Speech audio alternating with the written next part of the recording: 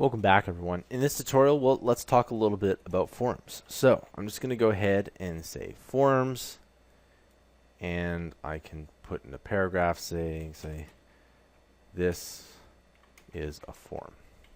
All right. And for the form tag, all you have to do is type in form. And then, of course, the form needs a closing tag. And there you go. Now we need to put something in here. Usually what you can do is you can put a paragraph tag. And this is something I like to do. And I'll go ahead and what I'll do is I'll put the input within the paragraph tag. So watch this. So we got paragraph, and we can say, what is your quest? All right, and you can say input.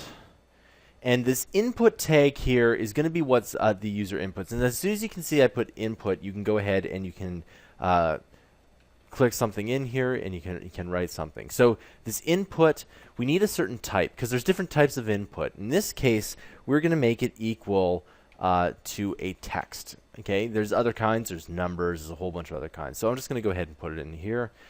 And the name is going to be equal to quest. Now what all this is that it's a name that you can reference. Okay.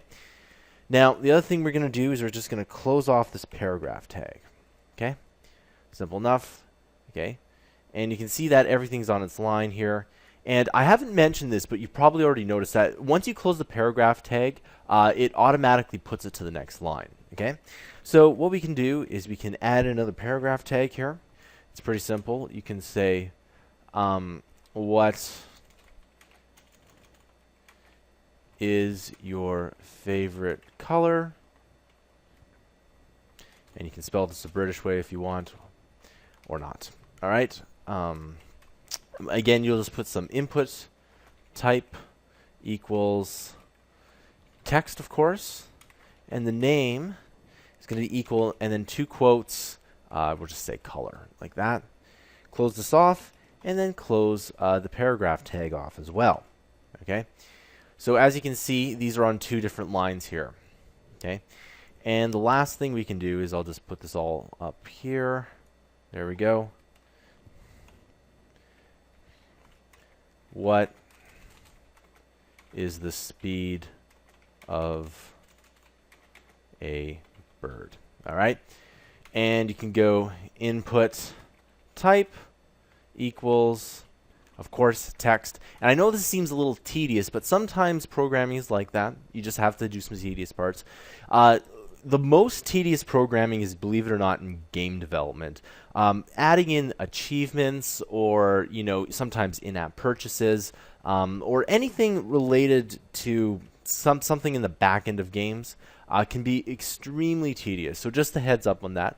It's good to just kind of I do all the tedious work at the same time. That way, I batch everything together. So what I do is if I need to do a tedious, if I have, let's say, 5 different parts, I fill out the beginnings of all 5, and then I do all the tedious stuff all at once. I find it's a little more efficient this way. Anyway, the last name is going to be bird, and then close the tag off, and we'll close the paragraph tag off. Okay? There we go. And so that's essentially it. Now you can see we can have what is your quest to find the Grail. What is your favorite color? Blue. And then what is the speed of a bird? You can say African bird or American bird. Whatever you want. That's essentially how you add in user input. One other thing that you will need to do if you're into JavaScript is you need to put ID equals to you can say like quest ID or something like that. And the reason is that if you want to call this in JavaScript, you do need that ID tag there. Okay? I'll see you guys in the next tutorial.